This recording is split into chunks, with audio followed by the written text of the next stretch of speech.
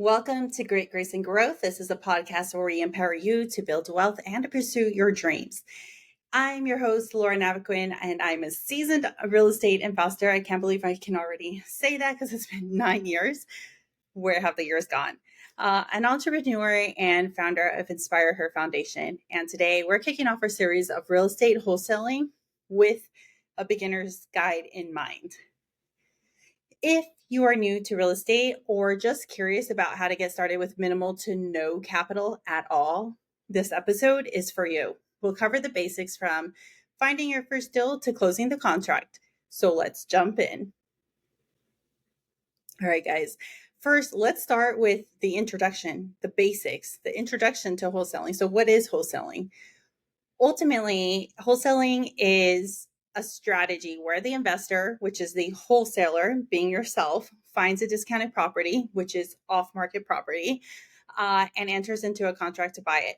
And then the wholesaler, being you, in return, or then in turn, turns around and sells the rights to buy that property with the contract to someone else, usually an investor, for a fee. So ultimately, you're being the finder or the middleman. You're the finder of the property, the discounted property, without actually ever owning the property. So with wholesaling, you never actually own the property. You're finding the property through walking for dollars, driving for dollars, referral over to you, someone reaching out to you. There's so many different methods to finding that off-market property, but you're finding that off-market property, you're running the numbers. So we'll get into that a little later.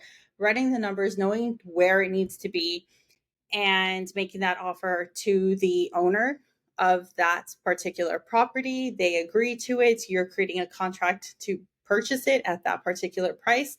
You're turning around and selling that. So usually you belong to a network of other real estate investors, or you know somebody who's willing and open to purchasing that contract to you. But usually it's another investor who's buying that from you because they are still getting it at a below market price or at a discounted price. And then they, in return, because the numbers make sense for them, are purchasing that property and then still then rehabbing it or renting it out, flipping it, whatever their plans are for that particular property. And what is the benefit to you? You get an assignment fee. That's ultimately your commission for finding the property. And an assignment fee ranges, the range really is so wildly wide. When we first got started, because we started in wholesaling back in 2015, we were told it was about $10,000. And really, I still think that holds true. It's about $10,000, give or take. I've known investors that have gone up and included a $20,000 finder's fee ultimately, or an assignment fee, down to, very minimal. I would say our range that we work within when doing a wholesale is between $2 to 10, maybe $12,000, $15,000, but the average still is $10,000. So, that is what you make on a wholesale. And ultimately, the strategy is attractive because it requires, I would say, less capital, but really no capital from yourself, unless you're investing and paying something out of pocket for skip tracing to find contact information, or there's certain data that you're trying to find. So you're paying for memberships or subscriptions to tools to use. That's separate. But unlike going out and purchasing a property, and there's still strategies for that because there's ways to purchase properties with little to no capital of your own, but they still require capital. Well, wholesaling specifically requires no capital at all, no capital. So ultimately, that's why it's an attractive investing option, because it requires very little to no capital to get started. So instead, you are facilitating the deal between the seller and the buyer, and you are earning your assignment fee. Also, wholesaling offers a unique way to learn the ropes of real estate investing while building capital for future deals or just to live life.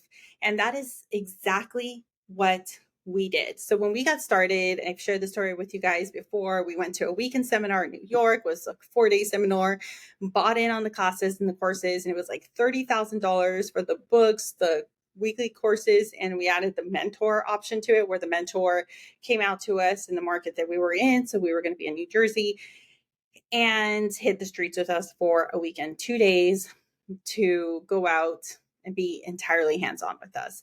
So we knew that regardless what strategy was out there that we were interested in, like flips or rentals one day, that we needed to pay back that loan sooner than later because we took out a loan to pay that $30,000 course in the books and the whole package, the whole Shazam. Um, so we chose to move forward with wholesaling because it took no more capital from us. We didn't have to invest our earnings from our day jobs or other savings or cash out stock, or actually, we didn't have to pay anything else to earn income here. And the first goal was to make back that $30,000 and then thereafter reap the benefits. But so we started with wholesaling. What we did was the first, so many, I've lost counts on how many wholesales we've actually done to date now because it's now been 9 years. But the first so many was about paying off student loans. We paid off student loans, and I won't speak for my husband's accounts, but for myself, I had about $100,000 in student loans from undergrad to graduate school. To pay off, and then credit cards, and then we took some trips to Europe, several trips to Europe.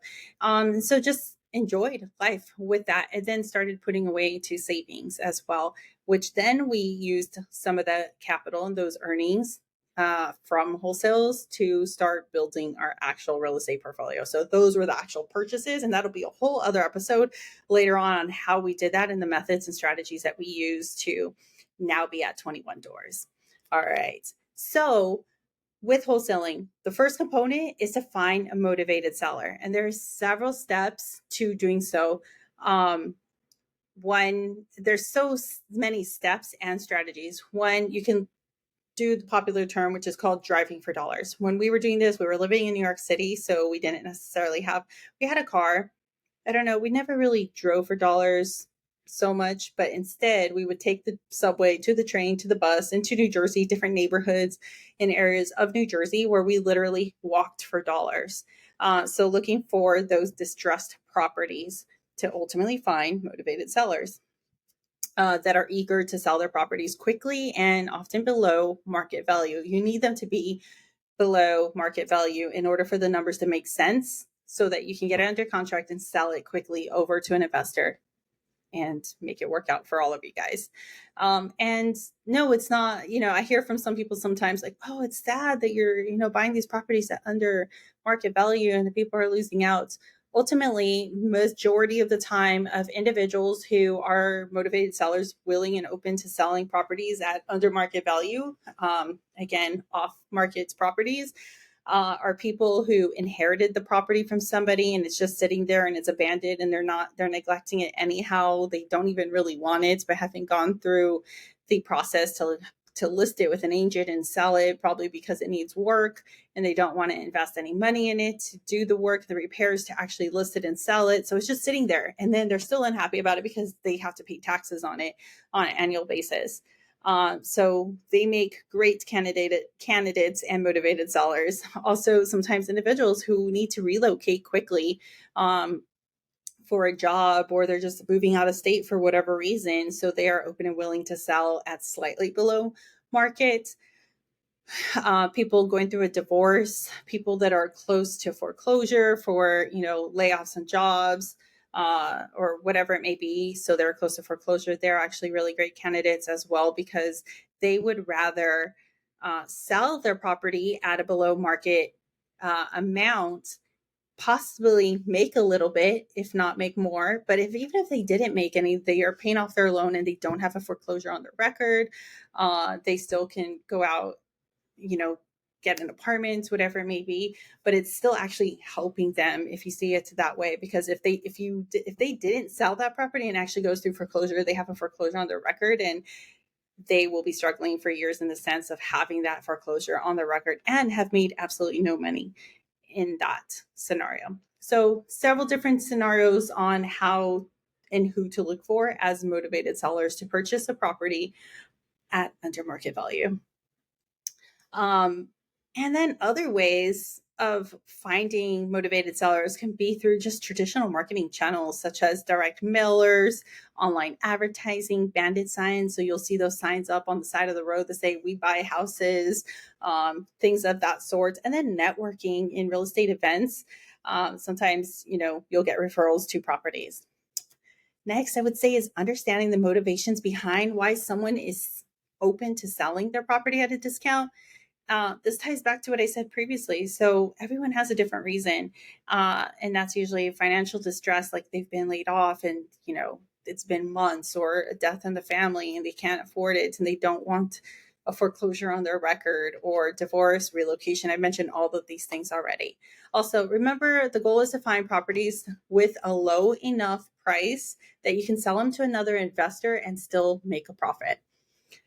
All right, now analyzing the deals. So the numbers matter so much. I can't stress it. Like, the numbers have to make sense, because, and this is why an investor cannot buy a property at market and still profit as significantly, because it's at market. So we need to find these discounted properties. So once you find a property or a potential property, it's crucial to accurately assess the value of the property. And so we have spreadsheets. If you want a spreadsheet, either join our community, or we give certain spreadsheets away at no cost to you to use in running your numbers, whether it's a wholesale deal, a flip, renovations and whatnot.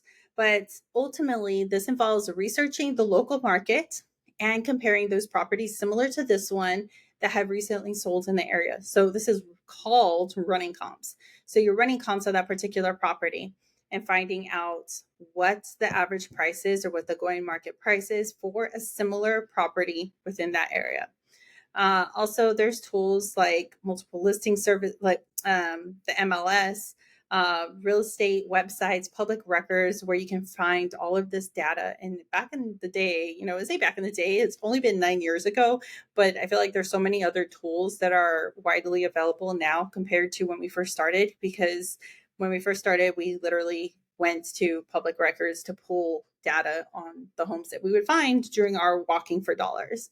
All right, next, certain key metrics to consider include the after repair value, so the ARV of the house, the cost of necessary repairs, and this will help you determine the maximum allowable offer, so how much you can offer for the purchase of this house, ensuring that you leave enough room for your wholesale fee as well, whatever that amount is. All right, so then next is negotiating the contracts. So after determining your property's potential, the next level is to go out and negotiate your contract with the seller. The contract will then grant you the right to purchase this property within a specified period of time. So the contract has what the purchase amount is, at the address information, the seller's name and information, and a certain purchase period. So usually within 2 weeks or whatever it may be.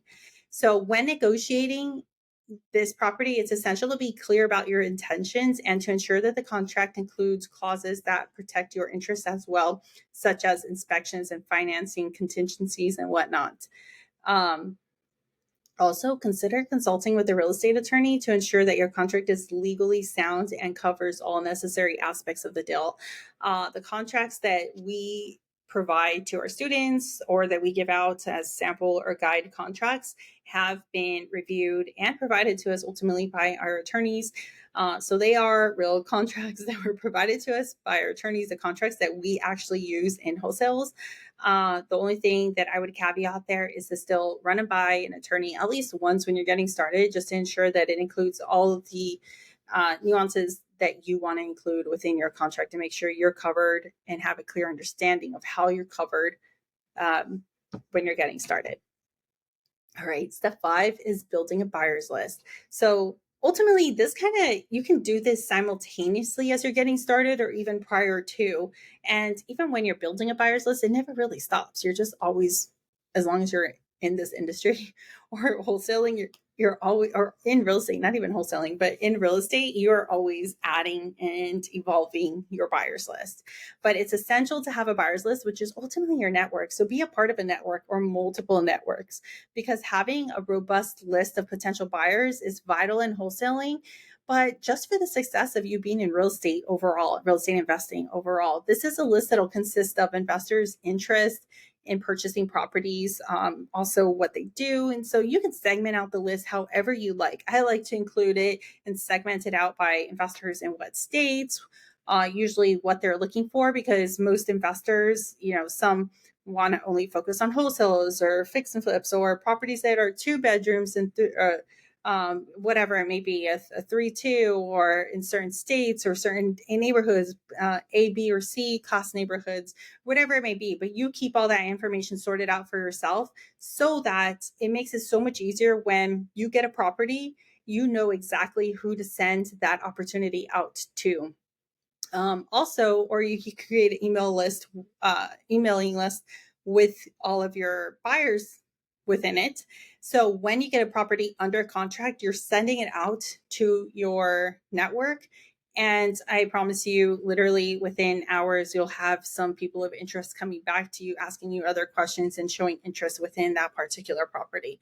And as long as you have all the information, the quicker you respond to them, the closer or the quicker you can get that contract assigned. So it's important to always be developing relationships with these buyers, because this ensures that you have ready outlets, ready to close on your deals or ready to purchase your deals, increasing your chances for quicker closings ultimately. All right. Step 6 is closing the deal. So once you have your buyer that's interested and ready to move forward, it's time to close the deal. This involves finalizing the contract and coordinating the title company or a real estate attorney in certain states, which is mostly the Northeast. So New York in particular, because we've done investments there, we've made purchases in New York, and you need a real estate attorney. But there's several other Northeast states where you close specifically through a real estate attorney, not a titles office or title company, where you close in most other places. So again, let's back up a little bit. Once you have that contract signed by the seller, so the seller has agreed to the price and the window and whatnot, you have that contract. You are then finding your buyer. You now have your buyer who's interested in wanting to move forward. You're including their information on the contract with your information as the wholesaler and your assignment fee listed within that contract. Then you are sending that over to the title company. If it's a title company state in New York, you're sending that over to your real estate attorney. You're taking a step back. You're not entirely out of it yet. I know some people say that, yes, you're entirely out of it and just wait for your check to come now. But I don't necessarily think that that leads to the best outcomes always. You always want to stay involved to a certain extent because you want everyone to have the most streamlined experience here. So that way everyone's open and willing to continue working with you in the future as you bring more deals to the table. Okay, so before I digress too much, but do consider that staying involved to some extent, but you're taking a back step here. The title company is moving forward with it with the seller and the buyer. And through this all, you are transparent with the seller that you are not actually the one buying it, purchasing the property, but that you are orchestrating and getting a buyer who's going to come in and buy this property, usually in cash as well. But now at the closing table, you have the seller and you have the investor who are closing on this property, but you're still readily available and accessible in the event that there are certain questions that arise.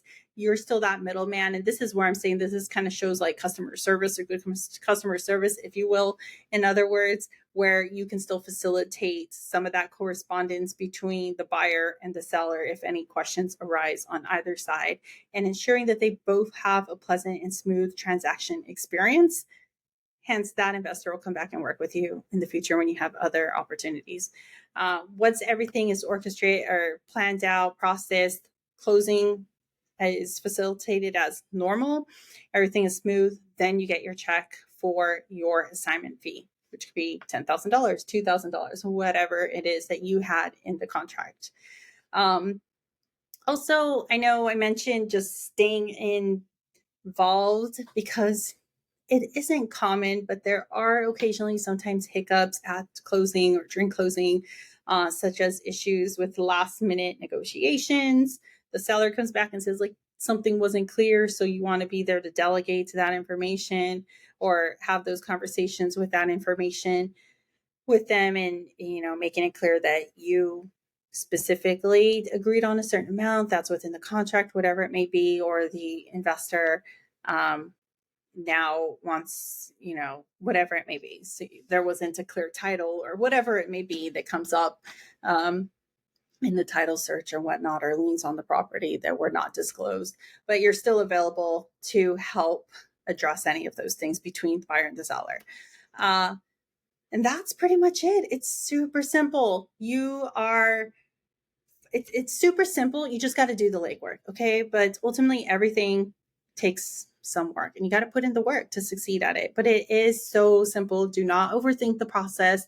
You are literally going out, finding under market or distressed properties, which are, you can offer an under market purchase price on. The seller agrees to that with all the other stipulations within that. You are finding your buyer, but you already usually have a network or are growing a network of potential buyers.